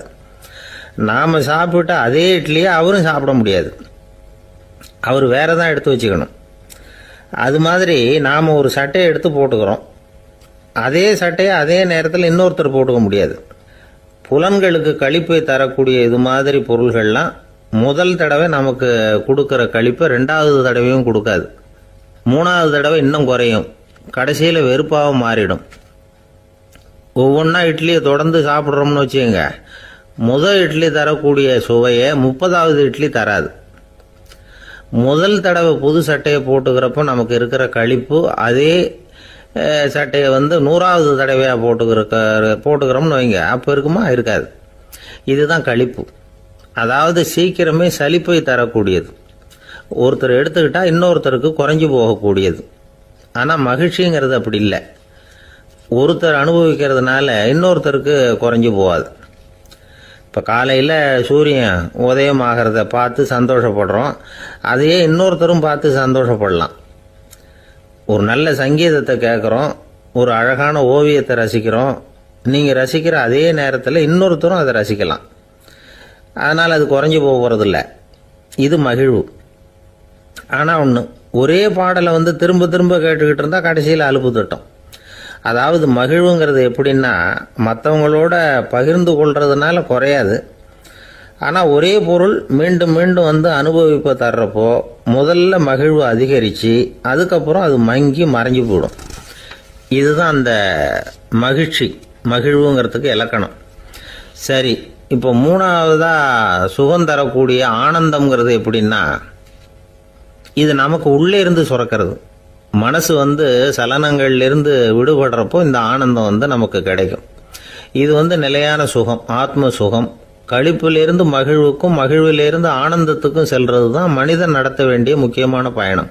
இவ்வளவு விஷயத்தையும் கேட்டுட்டு இந்த காலத்து பையன் ஒருத்தன் வந்தான். சார், இப்போ நீங்கள் ஒரு சாப்பாட்டு மேசையில் ஒரு 10 இட்லி வைக்கிறீங்க, என்ன உட்கார வைங்க, எதிரில் இன்னொருத்தனை உட்கார வைங்க, நான் களிப்பு மகிழ்வுலாம் தாண்டி நேரடியாக ஆனந்தத்துக்கு பயணம் பண்ணி காட்டுறேன் அப்படின்னா. ஒன்றும் புரியல அவன் சொன்னது. அது எப்படி, என்ன பண்ணுவ நீ அப்படின்னு சொல்லி கேட்டோம் ஆச்சரியமா. 2 இட்லி சாப்பிட்டா தானே சார் கழிப்பு. நான் 10 இட்லியும் மொத்தமாக சாப்பிட்ருவேன். அடுத்தவனுக்கு எதுவும் கிடைக்காது.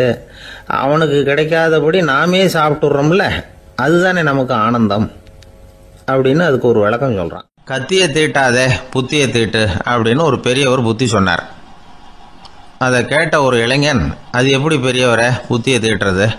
கத்தியை தீட்டுன்னு சொன்னால் ஒரு கருங்கல்லில் கத்தியை தேய்க்கலாம், புத்தியை தீட்டுன்னு சொன்னால் எப்படி தலையை கொண்டுட்டு போய் தரையில் தேய்ச்சிக்கிட்டு இருக்க முடியுமா அப்படின்னா. அந்த பெரியவர் உடனே புரிஞ்சுக்கிட்டார், இந்த இளைஞனுக்கு புத்தி கூர்மை கம்மி அப்படிங்கிறத புரிஞ்சுக்கிட்டார். அது சரி, அறிவுக்கும் புத்திசாலித்தனத்துக்கும் என்ன வித்தியாசம்? இது ஒரு முக்கியமான கேள்வி.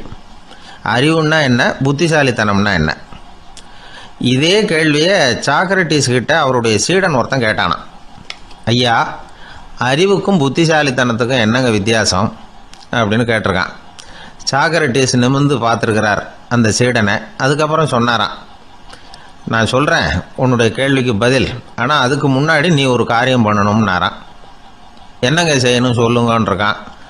அதோ பாரு, ஒரு பெரியவர் உட்காந்துருக்கிறாரு, அவர்கிட்ட போ, இங்கேருந்து பக்கத்தில் இருக்கிற அந்த கிராமத்துக்கு போய் சேர எவ்வளவு நேரம் ஆகும் அப்படின்னு கேட்டுட்டு வா அப்படி சொன்னார் சாக்ரட்டிஸ்.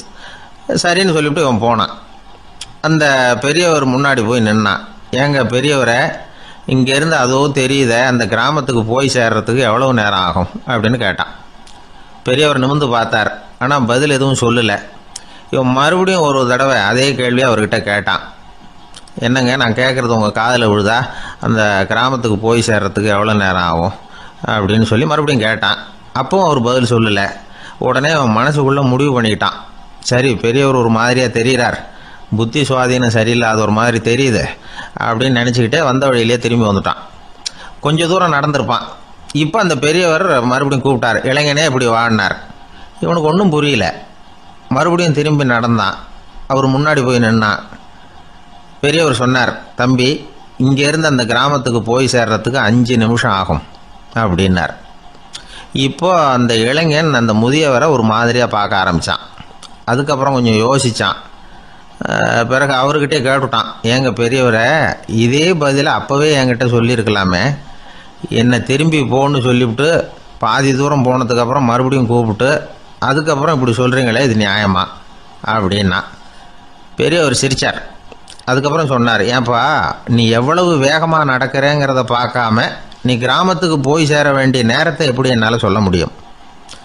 அதனால தான் உன்னை கொஞ்சம் தூரம் நடக்க விட்டு உன்னுடைய நடையின் வேகம், அந்த கிராமம் இருக்கிற தூரம் ரெண்டையும் கணக்கு போட்டு அதுக்கப்புறம் நேரத்தை சொன்னேன்னார். சீடன் தலை குனிந்தான். அப்படியே திரும்பி சாக்ரட்டிஸ் முன்னாடி நின்னான். சாக்ரட்டிஸ் இப்போ சொல்கிறார், தம்பி, அதுக்கு பேர் தான் புத்திசாலித்தனம். இந்த அறிவு கூர்மை எல்லா இளைஞர்களுக்கும் வரணும் அப்படிங்கிறதுக்காகத்தான் கத்தியை தீட்டாத புத்தியை தீட்டு அப்படின்னு பெரியவங்கள்லாம் சொல்லிகிட்டு இருக்கிறாங்க. புத்தியை தீட்டுறவங்கெல்லாம் வாழ்க்கையில் அறிவாளியாகிறாங்க, தீட்டாதவங்க கோமாளியாகிறாங்க. இதுதான் இன்றைக்கி நடக்கிறது. அதனால் அறிவு கூர்மைங்கிறது வேற. இந்த காலத்து ஆசாமி ஒருத்தர் இன்னொருத்தரை பார்த்து கேட்டார், ஏங்க, ஒரு விமானம் இங்கேருந்து புறப்பட்டு 2 மணி நேரத்தில் மதுரைக்கு போய் சேருது. நல்லா கவனிங்க, ஒரு விமானம் இங்கேருந்து புறப்பட்டு 2 மணி நேரத்தில் மதுரைக்கு போய் சேருது அப்படின்னா என்னோட வயசு என்னன்னு கேட்டார். இவர் கேட்குறதுல ஏதாவது அர்த்தம் இருக்கா? அதாவது இங்கேருந்து புறப்பட்டு 2 மணி நேரம் ஆகுது மதுரைக்கு போகிறதுக்கு, அப்படின்னா என் வயசு என்னன்னு கேட்குறாரு. இதை கேட்ட உடனே அவர் பதில் சொன்னார், அப்படின்னா உங்களோட வயசு 20 அப்படின்னார். எப்படிங்க அவ்வளவு கரெக்டாக சொன்னீங்க அப்படின்னு கேட்டார். வேற ஒன்றும் இல்லை, எங்கள் பக்கத்து வீட்டில் ஒரு முழு பைத்தியம் இருக்குது, அதோட வயசு 40, அப்படின்னா உன் வயசு 20 தான் இருக்கணும் அப்படின்னார். அரை பைத்தியம்னு முடிவு பண்ணிக்கிட்டார். அதனால் வாழ்க்கையில் அறிவு கூர்மைங்கிறது ரொம்ப அவசியம். அந்த புத்திசாலித்தனம் இருக்கிறவங்க வாழ்க்கையில் வெற்றி பெறுவது நிச்சயம். இந்த உலகத்தில் எவ்வளவோ உயிரினங்கள் இருக்குது, ஒவ்வொன்றும் ஒவ்வொரு விதமாக சண்டை போடுது. இப்போ 2 மாடு சண்டை போட்டுக்குதுன்னு வச்சுங்க, என்ன பண்ணும்? 2 முட்டிக்கும். அதுக்கு சண்டை போடுறதுக்கு ஆயுதமாக உபயோகப்படுறது அதோட கொம்பு. 2 சேவல் சண்டை போட்டுக்குதுன்னு வச்சுங்க, அதுக்கு ஆயுதமாக உபயோகப்படுறது அதோட கால் நகம். காலால் தான் அது ஒன்றோட ஒன்று சண்டை போட்டுக்கும். ஆனால் 2 மனுஷன் சண்டை போட்டுக்கிறான்னு வச்சுங்க, இவன் இன்னதை தான் ஆயுதமாக உபயோகப்படுத்துவான்னு குறிப்பிட்டு சொல்ல முடியாது. கல்லை எடுப்பான், கத்தி எடுப்பான், துப்பாக்கி எடுப்பான், என்ன வேணாலும் பண்ணுவான். வாயால் திட்டுவான், கையால் அடிப்பான், காலால் உதைப்பான், சகலகலா வல்லவன். விலங்குகள்லாம் பொதுவாக வாயை சாப்பிட்றதுக்கு மட்டும்தான் உபயோகப்படுத்துது. ஆனால் இவனுக்கு சாப்பிட்றதுக்கும் அதுதான், சாப்பிட்டு விட்டு திட்டுறதுக்கும் அதுதான். ஆனால் ஒரு விஷயத்தில் மட்டும் கெட்டிக்கிறேன். அதாவது நாம் சண்டை போட்டுக்கிட்டாலும் பரவாயில்லை, கோழிகள் சண்டை போடாமல் இருக்கணும் அப்படின்னு ஆசைப்படுறான். எதுக்காக? கோழிகள் சண்டை போடாமல் இருந்தால் நிறைய முட்டைகள் போடுமா, அதுக்காக தான் இந்த அக்கறை. கோழி பண்ணை வச்சிருக்கிறவங்களுக்கு இது ஒரு பெரிய பிரச்சனை. அதாவது பண்ணையில் இருக்கிற கோழிகளுக்குள்ள அடிக்கடி சண்டை வந்துடும், அதனால் முட்டை உற்பத்தி குறைஞ்சிரும். சரி, இதுக்கு என்ன பண்ணுறது? பண்ணையில் போய் உட்காந்துக்கிட்டு தினமும் பஞ்சாயத்து பேசிகிட்டு இருக்க முடியுமா? அமெரிக்காவில் கோழி பண்ணை வச்சிருக்கிற ஒருத்தர் இதை பற்றி யோசனை பண்ணி பார்த்தாராம். ஒரு வழியையும் கண்டுபிடிச்சிருக்கார்.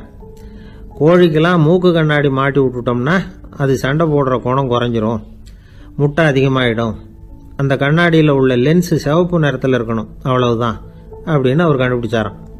இது ஏற்கனவே நடைமுறையில் கண்டுபிடிக்கப்பட்ட ஒரு விஷயம். ஆனால் எல்லா கோழிக்கும் சிவப்பு மூக்கு கண்ணாடி எப்படி மாட்டி விடுறது?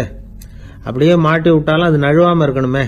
இப்போ நாமெல்லாம் நடு விரலால் மூக்கு கண்ணாடி நடுவில் தொட்டு அப்படி ஸ்டைலாக சரி பண்ணிக்கிறோம், அது மாதிரி கோழி எப்படி சரி பண்ணிக்கும்? இதுதான் பிரச்சனை. இதுக்கு அவர் என்ன வழி கண்டுபிடிச்சாருன்னா, கோழிக்கெல்லாம் மூக்கு கண்ணாடிக்கு பதிலாக விழியொட்டு வில்லைகள், கான்டாக்ட் லென்ஸ், அதை பொருத்தி விட்டா என்ன அப்படின்னு யோசனை பண்ணார். அதே மாதிரி பண்ணார். அதே மாதிரி செஞ்சு பார்த்தார், வெற்றி. அதுக்கப்புறம் கோழியெல்லாம் சண்டை போட்டுக்கலையாம், சமாதான பிரியர்கள் ஆகிட்டு தான். கோழிகளுக்கு இயல்பாகவே சண்டை போடுற குணம் உண்டு. ஆனால் அதோட கண்ணுக்கு பார்க்குற பொருள்லாம் ரோஜா நிறத்துலையோ அல்லது இன்னும் சொல்ல போனால் அழுத்தமான சிவப்பு நிறத்துலையோ தெரிஞ்சதுன்னா சண்டை போடுற குணம் குறைஞ்சிருதான். அந்த சமயத்தில் அது அதிகமாகவும் முட்டையிட ஆரம்பிச்சுடுதான். அதே நேரத்தில் இறை எடுக்கிறத கூட குறைச்சிக்குதான். இது ஏன் இப்படி பண்ணுதுங்கிறது விஞ்ஞானிகளுக்கு இன்னமும் புரியலையா. எப்படியோ அமெரிக்க கோழிகள்லாம் கான்டாக்ட் லென்ஸ் பொருத்திக்க ஆரம்பிச்சாச்சு. கோழி கழுத்தை பிடிச்சிக்கிட்டு ஒரு சில வினாடிகளில் அதை பொருத்தி விட்றாங்களாம். கோழியோட ஆயுள் பூரா அது அப்படியே இருக்குமா. பண்ணையில் முட்டை உற்பத்தி குறைஞ்சா இது மாதிரி விஞ்ஞானபூர்வமாக பரிகாரம் தேடுறது தான் நல்லது. நமக்கு வேண்டியப்பட்ட ஒருத்தர், அவர் ஒரு கோழி பண்ணை வச்சுருந்தார். அந்த பண்ணையில் பாதி கோழி திடீர்னு செத்து போச்சு. உடனே ஒரு கால்நடை மருத்துவர்கிட்ட போக வேண்டியது தானே, அங்கே போகல. உள்ளூரில் மந்திரம் பண்ணிகிட்டு இருந்த ஒரு சாமியார்கிட்ட போனார். அவர் காலில் விழுந்தார். சாமி, என் பண்ணையில் பாதி கோழி செத்து போட்டுதுன்னார். சாமியார் யோசனை பண்ணார். சரி, பண்ணையில் வாசப்படி கிழக்கு பக்கமாக வச்சிருக்கியா மேற்கு பக்கமாக வச்சிருக்கியான்னு கேட்டார். கிழக்கு பக்கமாக இருக்குன்னார் அவர். அதுதான் தப்பு, மேற்கு பக்கமாக அதை மாற்றி சரியாக போடும்னாராம். அதே போல் இவர் போய் மாற்றிவிட்டார். அப்பவும் பாதி செத்து போச்சு. மறுபடியும் சொன்னார், சாமி மறுபடியும் பாதி கோழி செத்து போட்டுதேன்னார். சரி, கூரை எப்படி போட்டிருக்க, ஓடு போட்டிருக்கியா இல்லை கீத்து போட்டிருக்கியான்னார். ஓடு போட்டிருக்கேன்னாராம் அவர். அதுதான் தப்பு, அதை கீத்து போட்டுரு சரியாக போடும்னாராம். சரின்னு போய் அதையும் மாற்றி பார்த்தார். மறுபடியும் போயிட்டுது, கோழி செத்து போச்சு. வந்தார், மறுபடியும் பாதி செத்து போச்சு சாமின்னு வந்தார். இவரும் யோசனையை மாற்றி மாற்றி சொல்லிகிட்டே இருக்கிறார். இப்படி அவரும் மாற்றி மாற்றி பார்த்தார். 6வது தடவையாக அவரை தேடிட்டு வந்தார். அந்த சமயத்தில் இவர் ரொம்ப தீவிரமாக யோசனை பண்ணி பார்த்துட்டு, அது சரிப்பா, நீயும் என்கிட்ட சளைக்காமல் வந்துக்கிட்டு இருக்கிற, நானும் யோசனை சொல்லிகிட்டு இருக்கேன். இப்பவும் உங்ககிட்ட சொல்கிறதுக்கு என்கிட்ட யோசனை நிறையா இருக்குது, ஆனால் சோதிக்கிறதுக்கு உங்ககிட்ட கோழி இல்லையே, என்ன பண்ணுறது அப்படின்னாராம் இவர். ஒருத்தர் அவசரமாக போய்கிட்டு இருந்தார். எங்கே போய்கிட்டு இருக்கீங்க அப்படின்னு கேட்டார் ஒரு பெரியவர். கடைக்கு போகிறேன் சார், சாமான் வாங்கறதுக்கு அப்படின்னார். அங்கே போகிறதுக்கு முன்னாடி தெரிஞ்சிக்க வேண்டியதெல்லாம் தெரிஞ்சுக்கிட்டீங்களா அப்படின்னு கேட்டார் பெரியவர். கடைக்கு போய் காசை கொடுத்து ஒரு பொருளை வாங்கிட்டு வரப்போகிறோம், இதில் தெரிஞ்சிக்க வேண்டியது என்ன இருக்குது அப்படின்னார் அலட்சியமா. இப்போ அந்த பெரியவர் பேச ஆரம்பித்தார். இந்த உலகத்தில் எந்த ஒரு செயலில் இறங்குறப்பவும் நாம் நல்லா ஆலோசனை பண்ண வேண்டிய விஷயம் 5 அப்படின்னார். உதாரணமாக, ஒருத்தன் கடைக்கு போய் ஏதோ ஒரு பொருளை வாங்கிட்டு வர போகிறான்னு வச்சுக்கோங்களேன். அப்போ கூட அவன் 5 விஷயங்களை பற்றி தெரிஞ்சுக்க வேண்டியிருக்குது அப்படிங்கிறார் அவர். முதல்ல அந்த பொருள் எப்படிப்பட்டது அப்படிங்கிறத தெரிஞ்சுக்கணும். 2வதா தன்னை பற்றியும் தெரிஞ்சுக்கணும். அப்போ தான் அந்த பொருள் தனக்கு தேவையா இல்லையா அப்படிங்கிறத புரிஞ்சுக்க முடியும். 3வதா தெரிஞ்சுக்க வேண்டியது ஒன்று இருக்குது. அது என்னன்னா, அந்த பொருளை அடையறதுக்கு வழி என்ன அப்படிங்கிறது தெரிஞ்சுக்கணும். அதாவது எவ்வளவு பணம் கொடுத்தா அது கிடைக்கும், இது மாதிரியான விஷயங்கள். 4வதா அந்த பொருளை அடையிறது மூலமா நாம் அடையக்கூடிய பயன் என்ன அப்படிங்கிறதையும் உணரணும். அஞ்சாவது, அந்த பொருளை அடையிறதுல இருக்கக்கூடிய தடை எது அப்படிங்கிறதையும் நாம தெரிஞ்சுக்கணும். பெரியவர் பேசுறது ஏதோ தத்துவம் மாதிரி தெரியுது இல்லையா? தத்துவம் தான். அதாவது இப்படி உலகியல் வாழ்க்கையில சின்ன சின்ன விஷயங்கள்லயே நாம 5 விஷயங்களை தெரிஞ்சுக்க வேண்டி இருக்குது. அது ரொம்ப அவசியமா இருக்கு. பேரின்ப நிலைன்னு சொல்றாங்கல்ல, அது மாதிரி பெரிய சமாச்சாரங்கள்லயும் இந்த 5 விஷயங்களை நாம தெரிஞ்சுக்க வேண்டியிருக்குது. அதுக்கு பேர் என்னன்னா அர்த்த பஞ்சகம். வைணவ சமயத்துல அர்த்த பஞ்சகம்ங்கிறது ரொம்ப பெரிய விஷயம். கடைக்கு போறது மாதிரி கடவுளை பார்க்க போறப்போ நாம 5 விஷயங்களை தெரிஞ்சுக்கணுமா. முதல்ல பரம்பொருள் அப்படிங்கிறது என்ன, அதோட தன்மைகள் என்ன, இதை தெரிஞ்சுக்கணும். இதுக்கு பேர் என்னன்னா பரமாத்ம ஸ்வரூபம் அப்படின்னு பேர். ரெண்டாவது, நாம யாரு, நம்மோட தன்மை என்ன அப்படிங்கறத தெரிஞ்சுக்கணும். நான் யாருன்னு எனக்கே தெரியலங்கிறப்போ இதை நான் சொல்றேன்னு இது என்னுடையதுன்னு சொல்றது தப்பு தானே. அப்புறம் மூணாவது விஷயம், பரம்பொருளை நாம் அடையறதுக்கு வழி எது, இதை தெரிஞ்சுக்கணும். இது உபாய ஸ்வரூபம் அப்படின்னு பேர். நாலாவது விஷயம், நாம் அடைய வேண்டிய பயன்கள் என்ன அப்படிங்கறது தெரிஞ்சுக்கிறது. இதுக்கு புருஷார்த்தம் அப்படின்னு பேர். அஞ்சாவது, அந்த பயனை அடைய விடாமல் தடுக்கிற தடைகள் யாவை அப்படிங்கறது தெரிஞ்சுக்கிறது.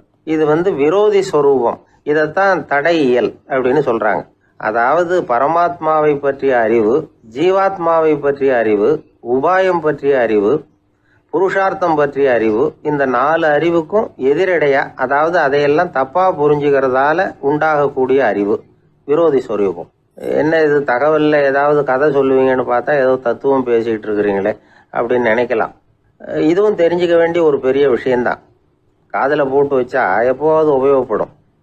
என்னுடைய நண்பர் ஒருத்தர் ஒரு நாள் என்கிட்ட சொன்னார், சார், அடுத்த மாசம் தஞ்சாவூர்ல ஒரு கல்யாணம், போறதா வேண்டாமா அப்படின்னு ஒரே குழப்பமா இருக்கு அப்படின்னார். நான் உடனே இந்த அர்த்த பஞ்சக உபதேசம் பண்ண ஆரம்பிச்சேன். அவர் எல்லாத்தையும் பொறுமையா கேட்டுட்டு, சரி சார், நான் போறதுன்னு முடிவு பண்ணிவிட்டேன்னார். எப்படி இந்த முடிவுக்கு வந்தீங்க அப்படின்னு கேட்டேன். அவர் சொன்னாரு, சார், அந்த 2வது பாயிண்ட் ஒன்று சொன்னீங்களே, அதை புரிஞ்சுக்கிட்டதுக்கு அப்புறம் தான் இந்த முடிவுக்கு வந்தேன் அப்படின்னார். என்ன 2வது பாயிண்ட்னு? அதாவது தன்னை பத்தி புரிஞ்சுக்கணும் அப்படின்னு சொன்னீங்க. உடனே என்னை பத்தி புரிஞ்சுக்கிட்டேன், நான் யாருங்கிறது எனக்கு தெரிஞ்சுது, உடனே போறது தான் நல்லதுன்னு முடிவு பண்ணிவிட்டேன்னார். நீங்க யாருன்னு கேட்டேன். நான் தான் சார் அந்த கல்யாணத்துல தாலி கட்ட வேண்டிய மாப்பிள்ளை அப்படின்னார். உழைப்பும் நேர்மையும் உயர்வதற்கு வழிகள். அதை விட்டுட்டு உட்கார்ந்த இடத்துல இருந்துகிட்டே உயர போகணும் அப்படின்னு ஆசை கற்பனை பண்றாங்க. அந்த கற்பனையிலேயே பாதி வாழ்க்கை ஓடி போடுது. உழைப்புங்கிற வழியையும் நேர்மைங்கிற வழியையும் ஒதுக்கி விட்டு குறுக்கு வழியில ஓட நினைக்கிறவங்க குப்புற விழுந்துடுறாங்க. எந்த தொழிலை நாம செய்தாலும் சரி, அந்த தொழிலுக்குரிய பெருமையை நாம புரிஞ்சுக்கிட்டு அதுல ஈடுபடணும். அப்படி இல்லாம என்ன சார் பொழப்புது, இந்த தொழிலை மனுஷன் செய்வானா அப்படி புலம்பிக்கிட்டு இந்த தொழிலையே செஞ்சுக்கிட்டு இருக்கிறவங்க நம்மள பல பேர் உண்டு. செய்யும் தொழிலே தெய்வம் அப்படின்னு சொல்றாங்கல்ல, அப்படி சொல்றது எதுக்காக? அந்த அளவுக்கு அதுல ஒரு ஈடுபாடு வேணுங்கிறதுக்காகத்தான். ஒரு பெரிய மலைப்பகுதி, அந்த மலை அடிவாரத்துல ஒரு சிற்பி உட்காந்து ஒரு சிலையை வடிச்சுக்கிட்டு இருக்கிறான். கையில ஒரு சின்ன உளிய வச்சுக்கிட்டு ஒரு பெரிய கருங்கல் பாறையை கொஞ்சம் கொஞ்சமா உடைச்சுக்கிட்டு இருக்கான். ஒரு சிற்பத்தை வடிக்கிறதுங்கிறது அவ்வளவு உன்னதமான ஒரு தொழிலா? எல்லாராலையும் முடியுமா அது? அப்படி இருந்தும் அந்த சிற்பிக்கு மன நிறைவில்லை. அவன் நினைக்கிறான், இந்த கடுமையான வெயில்ல உட்கார்ந்து வேலை செய்யறது எவ்வளவு கஷ்டம். நாம ஒரு சிற்பியா இருக்கிறதுனால தானே சூரியன் கடுமையான வெப்ப கதிர்களை நம்ம மேல வீசுறான். நாமளே அந்த சூரியனா இருந்துட்டா இந்த கஷ்டம் இருக்காதே. நம்மளை கஷ்டப்படுத்துறவன் நம்மளோட வலிமை உள்ளவன், அதனால நாம அவனா மாறி விடுறதுதான் நல்லது அப்படின்னு அந்த சிற்பி யோசனை பண்ணான். அவன் எண்ணம் உடனே நிறைவேறிட்டுது. இயற்கைங்கிற மாபெரும் சக்தி அவனை ஒரு சூரியனா மாத்தி விட்டது. சிற்பி இப்போ ஒரு சூரியனா மாறினான். இனிமே இந்த உலகத்துல நம்மளோட வலிமை உள்ளவன் வேற யாரும் கிடையாது அப்படின்னு நினைக்க ஆரம்பிச்சுட்டான். அவனுக்கு மகிழ்ச்சியா இருந்தது. அந்த மகிழ்ச்சி அதிக நேரம் நீடிக்கல. ஏன்னா கொஞ்ச நேரத்துல ஆகாயத்துல கரிய மழை மேகங்கள் அப்படியே சூழ்ந்து வந்தது. சூழ்ந்து வந்த மேகங்கள் சூரியனை மறைக்க ஆரம்பிச்சது. இப்போ சூரியனா இருந்த அந்த சிற்பி நினைச்சு பாக்குறான், என்ன இது, என்னையே இந்த மேகம் மூடி மறைக்குதுன்னா அது என்னை விட பெரிய ஆளாதான் இருக்கணும். அதனால இனிமே நாம சூரியனா இருக்கக்கூடாது, நாம மேகமா தான் இருக்கணும், அதுதான் கௌரவம் அப்படின்னு நினைக்க ஆரம்பிச்சிட்டான். இப்பவும் பாருங்க, இயற்கை அவனுடைய ஆசையை நிறைவேற்றி வச்சது. சூரியனா இருந்த சிற்பி மேகமா மாறினான். வான வீதியில அப்படியே உல்லாசமா வர ஆரம்பிச்சான். அந்த உல்லாசமும் அதிக நேரம் நீடிக்கல. எதிரில பார்த்தா பிரம்மாண்டமான மலைகள் வழியை அடைச்சிட்டு நிக்குது. வேகமா வந்த மேகம் மலையில மோதிக்கிட்டுது. அந்த மலையை தாண்டி அப்பால செல்ல முடியல. இப்போ அந்த மேகம் நினைக்குது, நாம எந்த தடையும் இல்லாம அந்தரத்துல மிதந்து வர்றோம், நம்மையே போக விடாம தடுக்குதுன்னா அந்த மலைக்கு எப்பேற்பட்ட வலிமை இருக்கணும். இனிமேலும் நாம மேகமா இருந்து பிரயோஜனம் இல்ல, இருந்தா மலையா இருக்கணும், அதுதான் பெருமை அப்படின்னு நினைக்க ஆரம்பிச்சான். இப்பவும் பாருங்க, இயற்கை அவனுடைய ஆசையை நிறைவேற்றி வச்சது. மேகமா இருந்த சிற்பி மலையா மாறினான். பெரிய மலை பூமிக்கும் வானத்துக்குமா நின்றுகிட்டு இருக்கு. இனிமே நமக்கு எந்த கவலை இல்லை அப்படின்னு நினைச்சது அந்த மலை. இப்படி நினைச்சுக்கிட்டு இருந்த வேளையில அந்த மலையோட காலடியில அடிவாரத்துல ஏதோ சத்தம் கேட்டது. என்ன சத்தம் இது அப்படின்னு சொல்லி அந்த மலை மெதுவா குனிஞ்சு பார்த்துதான். பார்த்தா அங்க ஒரு மனுஷன் தன்னுடைய கையில உளிய வச்சுக்கிட்டு மலையை கொத்திக்கிட்டு இருக்கிறான். ஏதோ ஒரு சிற்பத்தை வடிக்கிறதுக்காக அவன் முயற்சி பண்ணிட்டு இருக்கிறான். இப்போ அந்த மலை நினைச்சுதான், மலையே ஒருத்தன் உடைக்கிறான்னா அவன் எப்பேற்பட்ட வலிமை உள்ளவனா இருக்கணும். இனிமேலும் மலையா இருந்து பிரயோஜனம் இல்ல, மனுஷனா மாறணும், அதுதான் சரி அப்படின்னு நினைச்சுதான். அந்த வினாடியே அந்த மலை ஒரு மனுஷனா மாறிச்சு. அவன் கையில ஒரு உளி, பழையபடியே ஒரு கருங்கல் பாறையை கொத்த ஆரம்பிச்சான். அந்த ஆள் பழைய நிலைமைக்கு வந்துட்டான். இந்த கதையிலிருந்து நாம தெரிஞ்சுக்க வேண்டியது என்னன்னா, தன்னுடைய உண்மையான பலம் என்னங்கிறது தெரியாமலே தாவி தாவி தடுமாறிக்கிட்டு இருக்கிறான் மனுஷன் அப்படிங்கிறது தான். இனிமேலாவது அதை புரிஞ்சுக்கணும், புரிஞ்சுக்கிட்டு புறப்படணும் வாழ்க்கையில வெற்றி பெறறதுக்கு. ஒரு குடும்ப தலைவருக்கு விபரீதமா ஒரு ஆசை வந்துதான். அதாவது ஒரு நாள் பூராவும் புடவை கட்டிக்கிட்டு மனைவி செய்கிற வீட்டு வேலைகள், சமையல் வேலைகள் எல்லாத்தையும் தானே செய்யணும், மனைவிக்கு ஆண் வேஷம் போட்டு ஆபீஸுக்கு அனுப்பி வச்சுடணும் அப்படின்னு ஆசைப்பட்டான். இதுதான் அந்த ஆசை. அதே மாதிரி செஞ்சான். பெண் வேஷத்துல சமையல் பண்ணிட்டு இருந்தான். இருட்டி விட்டுது. இந்த சமயத்துல வாசல் கதவு தட்டப்படுற சத்தம் கேட்டுது. ஓடி போய் திறந்தான். பக்கத்து வீட்டு அம்மா கிடுகிடுன்னு உள்ள வந்துட்டாங்க, காப்பி பொடியோ ஏதோ வாங்கறதுக்கு. இவன் பயந்து போய், கமலாம்மா, நான் சுசீலா இல்ல, சுசீலாவோட புருஷன், பெண் வேஷத்துல இருக்கிறேன், சும்மா